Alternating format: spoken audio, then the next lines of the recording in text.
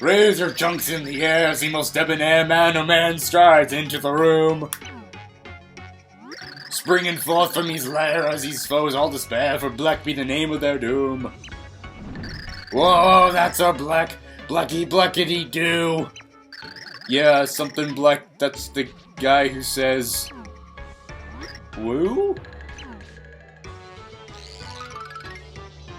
Gosh, you junks, quit it! You're breaking windows. What are you yelling about? Oh, that? Yeah, I just had Junks come up with a nice motivational tune. And as punishment for getting beat by that hero again, I'm making him sing it 1,000 times. 1,000? 1,000 times? Gosh, you're even more evil than I thought. Hey, but enough chatting. So where's the Count, huh? I want to see him. He hasn't called me to go do anything. I'm getting so bored. Hey, Count! My destructive little friend is all gassed up and itching to get back in action. Yes, Brobot is begging me to take him out. Say the word and I'll roll out. Yeah, great enthusiasm, but let's shelve the robot action plan for now, okay? The thing is, the Count kinda left specific orders for us to stand by. Got that? No way, we're just supposed to wait here for that big mean hero to come get us? So the Count doesn't need my services? Excellent. I'll just be off then. You go nowhere. We wait. It's the Count's direct order. His word is absolute. Be a good little minion and do not move until told, okay? Thanks. But I'm bored! And Brobot craves his daily smash. I can't just loiter here. There's no action. Ha ha ha. Hard to stay still when you pine for sweet vengeance, isn't it? Dimentio. The Count's orders are all absolute, completely without exception, yes? We shouldn't even dare to think about a secret sneak attack. Perish the thought. Defeating the hero would please the Count greatly, but we must follow orders. Oopsie, I just remembered something real important that I gotta do. Back in a jiffy, bye. Yeah, I've got to deflavorize a robot's flavorizer. I'll return once everything's up to code. Later, Dimentio. Ha ha ha. My, isn't that something? I do believe I should be moving on as well.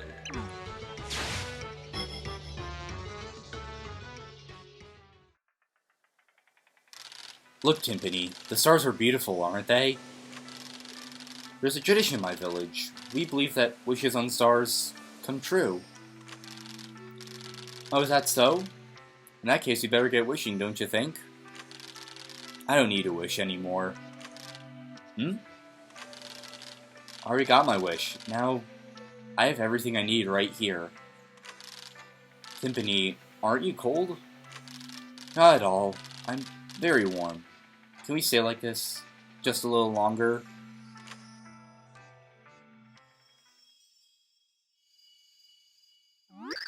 Tippy.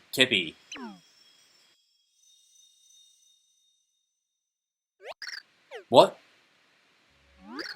What's the matter, Tippy? You seem a little out of it there. Well, didn't you just hear something? No? Alright then. It's just that, for a second I thought I had remembered something very important.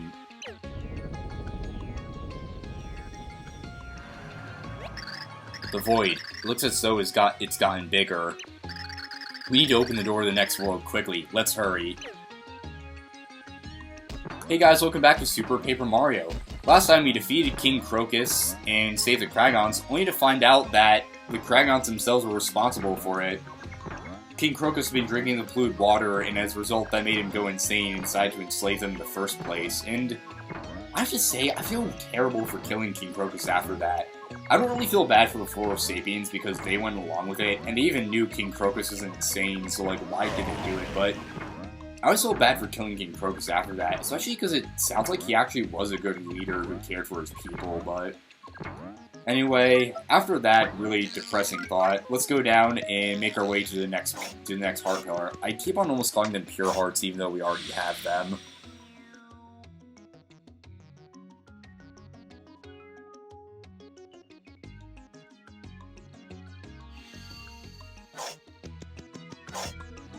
Oh ho, you're back! Have you seen the sky lately? The void continues to grow larger. I imagine that some worlds have already started to decay. I wonder how long our dear Flipside will be spared. The Light Prognosticus doesn't say anything about how long we have. The Light Prognosticus was only written to counteract the Dark One. As such, it's not truly prophetic, so it's hard to say how long we really have. And yet, I feel confident in saying that we do not have much time at all. But we can only go forward now. We can't just wait for all worlds to end, can we? Of course you're right, my dear. I received a message from Nolrem recently. It seems that someone on the outskirts of Flopside has spotted a heart pillar. As you're no doubt seeking the next heart pillar, that is a good place to start. I will go back to the Light Prognosticus to look for clues. Things are looking kind of grim. The void now takes up a whole floor of Flipside. I'm actually going to heal up real quick since we're pretty low on health, but the void has completely consumed the sky almost. As Merlin said, some dimensions have probably already started to be destroyed. And we don't know how long we have. Sure, the Light Prognosticus is helping us, but it's not really a book of prophecy. The Dark Prognosticus predicts the future, and as far as we know, its future is absolute, and there's no way we can avoid it. This is just a possibility, a Hail Mary recently. The way things are going, all worlds are going to be destroyed, and we can only hope that we can overturn the prophecy, but things really aren't looking good for us. This wasn't the pipe I wanted to go down, but as I said before, and I'll say again, this game gets pretty dark when you think about it. Between the impending doom of all worlds and the fight with King Crocus, you're starting to see that, well, this game is starting to tackle more mature themes than you'd expect from a Mario game. Count Bleck, we don't exactly know why Count Bleck wants to destroy our worlds, but if you've been paying attention to certain scenes, you might already have a good idea why. And, well, that's really all. There's nothing really else I can talk about. The way things are going, everything's going to be destroyed. We can hope that we can overturn the prophecy, but there's no guarantee that we can. Now right here, there's an invisible platform that we can reveal to Tippy, and it's the parallel of the one on the flip side that we could go up. Once again, there is another cooking disk hidden here if I'm not mistaken, but I'm not going to go for it just yet.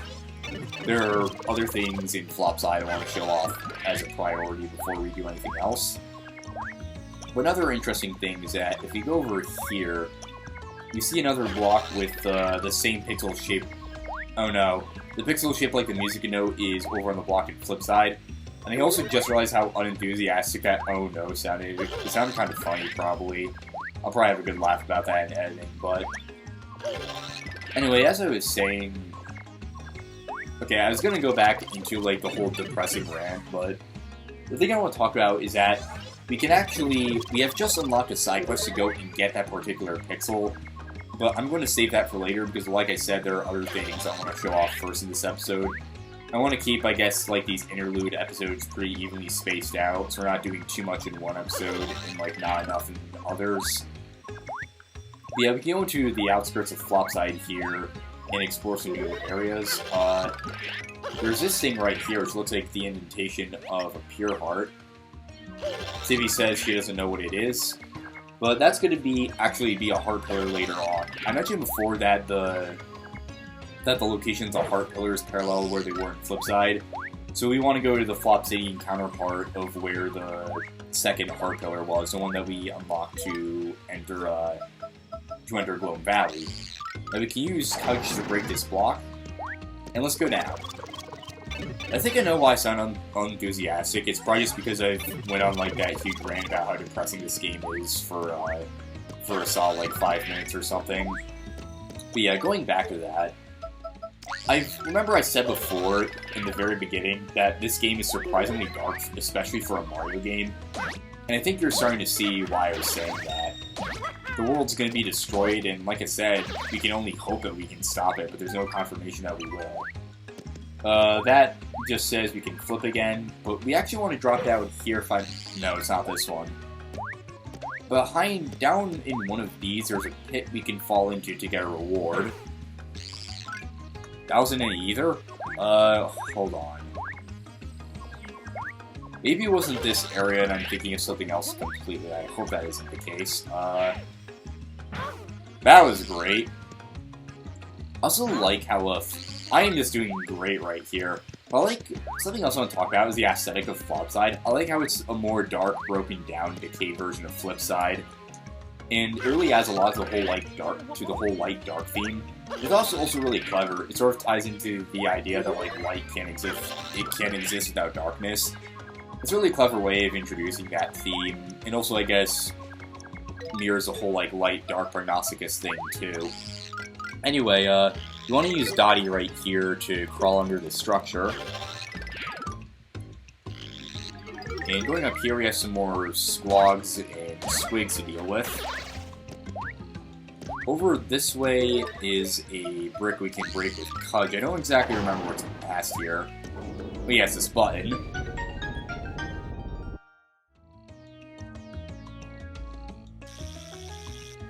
And that gives us the heart pillar we seek.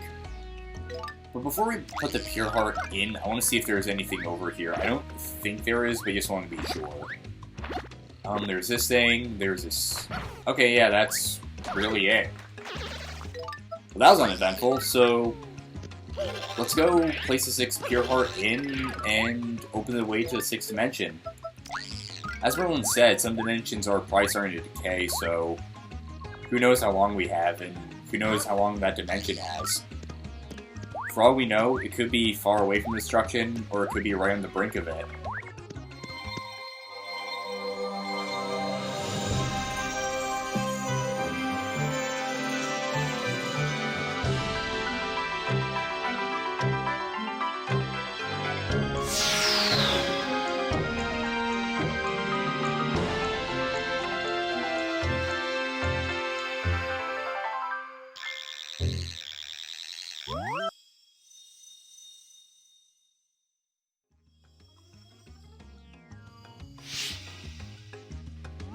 At the Duel of the 100, the hero will meet with dark powers of purest chaos. If you fall to the 100, the chaos world grows and the purity heart fades. And as that happens, the hero will fall to the world where all games are ended. That's in the section of the light prognosticus I just deciphered. It seems to suggest that if you fail to pass these duels, all worlds will be ruined. And apparently your lives would be lost along with a purity heart. I know that what I have just shared with you might only serve to discourage you. I still must send you forth, however. It saddens me that I can do nothing else. As I said, things are looking pretty grim. Apparently there's going to be a trial of 100, and if we fail, we'll go to the underworld, where all games are ended.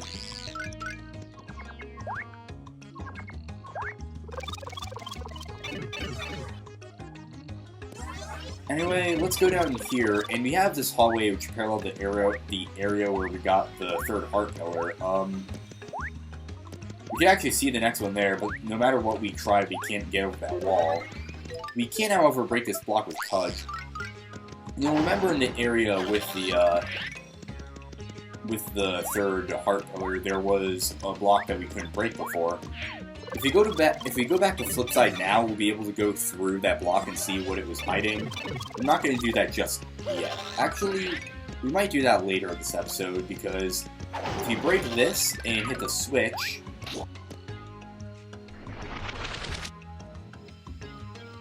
this wall goes away, and this is very much worth your time. Power Plus. this will permanently raise your attack power by 1. Very great and overpowered item. It's basically a level up in and of itself. And it even raises Bowser's attack by 2. So, yeah, it's a very useful item, and you're definitely going to want to get it the first chance you have.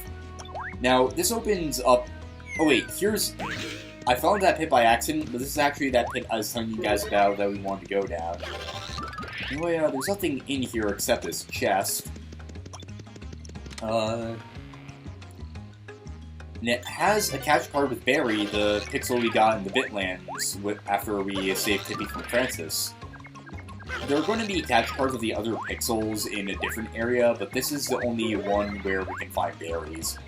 I'm assuming that's because Barry's, like, sort of an optional one, but that doesn't entirely make sense for reasons we'll see later. Yeah, like I was saying, now that we've hit that switch, those blocks are in the flip side equivalent.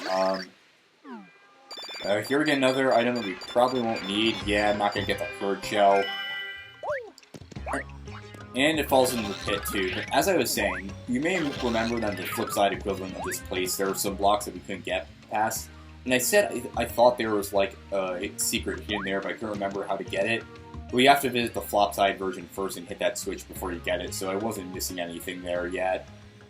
Yeah, I think later on this episode we'll go back to that area and the area with the third heart pillar in order to get the secrets we can get there now. Let's go and get that. And this is paralleling that puzzle where we had to glide across the blocks. Looking back on that, I really should have used Mario for that instead of Peach, because Mario is actually better for platforming because his jump length was like exactly the distance between the blocks, and Peach just kind of screwed me over there. So, if you're ever playing that segment, use Mario, not Peach, and I definitely learned that the hard way in that episode. And I might still be wrong because I'm still sucking at this. Okay. Get that. Okay. Jump number 3, jump number 4, and jump number 5. We can flip into 3D and thankfully not fall down. We can go through the kind of invisible wall. That was a pretty cool effect right there. And this should also be looking familiar too. Wait. Huh?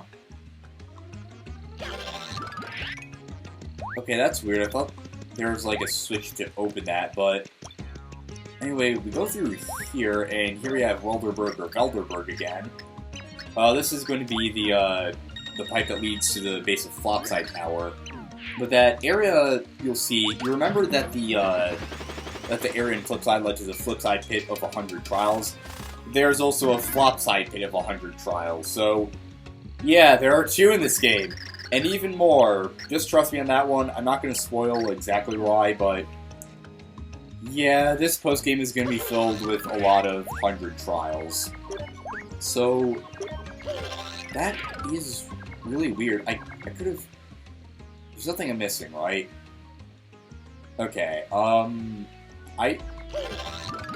you have to... Wait, I think you might have to actually beat the Flipside Pit of 100 Trials before you can go into the Flopside one, but I might just be remembering that wrong. Anyway, we have this elevator, so let's go back up, and we'll be in the Flopside equivalent of the basement. What do you have to say? A hole open in the sky? Wahaha! Whole news, I've got that scoop already. Thanks to our fine wordsmith, our magazine is a huge hit. We can't match demand. I am so happy it can't sit still. Woohoo! We have this place. This is another beveragarium, in other words, milk bar. Now let's talk to you. Ah, hits a spot. Coffee black, the only way to drink coffee. Oh, this is a coffee bar, not a milk bar. Come on in, hang loose. This is a beveragarium underground, the over there. Paralleling the underwear and the flip side. I'm the owner of this pad. The name's Carson. It's okay, good to see you, etc. Listen, in my line of work, I hear gossip. Even gossip I don't give a hoot about. This guy will tell you some more gossip, and he's mainly more about the lore of this world. You here for a story? I can tell you one I call more Flipside history for 10 coins. Uninterested? I'll buy it. So Flipside's convenient, created by ancients in a space between dimensions. That means it can open up portals to all the other worlds from there. But on the other hand, it's strangely susceptible to influences from other worlds. So the ancients built the town in a way that would stabilize this effect.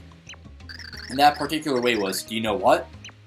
The town was built in duplicate with both flip-side and flop-side versions. They realized that light without dark, or vice versa, would never be stable. You need both sides for perfection, you know? Having two opposite sides is the secret of the town's stability and longevity. I'm all out. If you want to hear another story sometime, you know where to find me. So yeah, like I was saying, it ties into the idea that light can't exist without dark and vice versa, which is pretty cool. This right here is a golden card. This will unlock a hidden arcade game in the Flipside Arcade. And this is another cooking disc, so we'll want to put that in the dining specializer when we get a chance. With that, there are still some more things on Explore on this floor. Specifically, you'll remember there's a pool over here. By dropping down, we can go to the bottom, and there's some other things over this way that we want to go get. Well, let's swim up. And you remember there's a guy named Flim in Flipside who is dressed like a clown, and here's this guy. Hi there, I'm Flam, the map chap. I solve the hidden mysteries of the world here. So, are you into maps or what? Because this chap is. Oh, these maps I sell. They've got great pictures. Pictures of treasures. Each map shows you where to go. If you find the treasure, it's yours. So what do you think? I mean, that's cool, right? And you're here to buy one. Do it. Pick a map. When we come back to this guy, we'll have pictures of maps. Basically, they show locations where you can find super rare items. What you do is that you open the map, and you go to that area, use sleep on it, and then you'll get the item. Thanks a lot. Want to buy another map from this chap? Not right now. I will be showing off all the maps in this game, but I won't be doing it for a while. I'm going to be covering it in the post-game as a bonus episode. Anyway, we have another one of these areas, which is a small store. Okay, I think I might have shown this off in the last episode. No, I didn't. Anyway, what am I saying? Last episode we were going through King Crocus's lair, not Flipside. Hey, welcome to the teeny tiny food store Itty Bits. Sorry I can't show you my face, but I have my reasons, which I won't be telling you. So first time here, well hey, thanks for finding us. What we specialize in here is cooking ingredients. Our shop is small, but we stand tall by our products. What can I get you today? Here we can buy super rare cooking items. We have fresh pasta bunches, power steak, and smelly herbs. I'm not going to buy anything just yet because, well, our inventory is full. But these Itty Bit stores which we've seen around, we saw one in Flipside. We saw one by the Dotwood Tree. There was one in downtown of Crag. These are very useful if you want to get all the recipes in the game. And once again, I will be showing them all off in a bonus episode, just not right now. There are a lot of things I want to show off, but not right now because, well, there's a lot to do now in Flopside. With that, another funny thing too is that we can actually walk on water as Dottie. Dottie is Jesus confirmed, but I didn't mean to get hit right there. But let's go and use the elevator to go back up to Flopside Floor 1.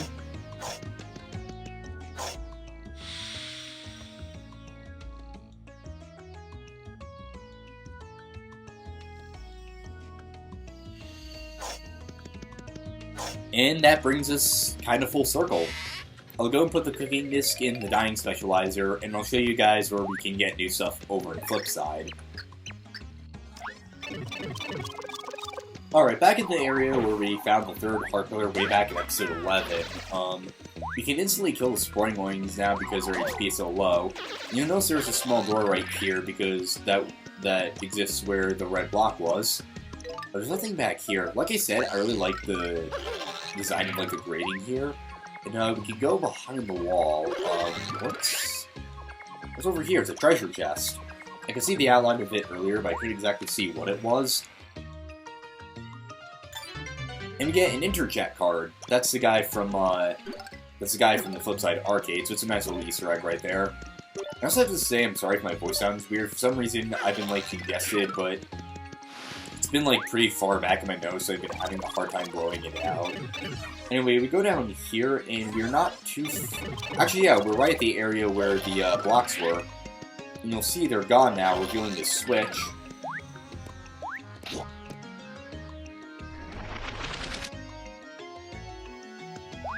The wall goes back, and we have another big treasure chest here. That gives us an HP plus, which raises our maximum HP by 5. So this is very much worth your time because it's essentially just 2 free level ups without any grinding really. You don't really have to grind this game, but it's still very much worth your time. Now, the floor here isn't cracked. I was wondering if there was like a flip side counterpart of the room where we got the berry card. But since there aren't any pits, I'm going to assume not. But with that, how about we head back to Flipside Tower? I'll just wait to get the... Of course, wait, I think we already got the points from that, never mind.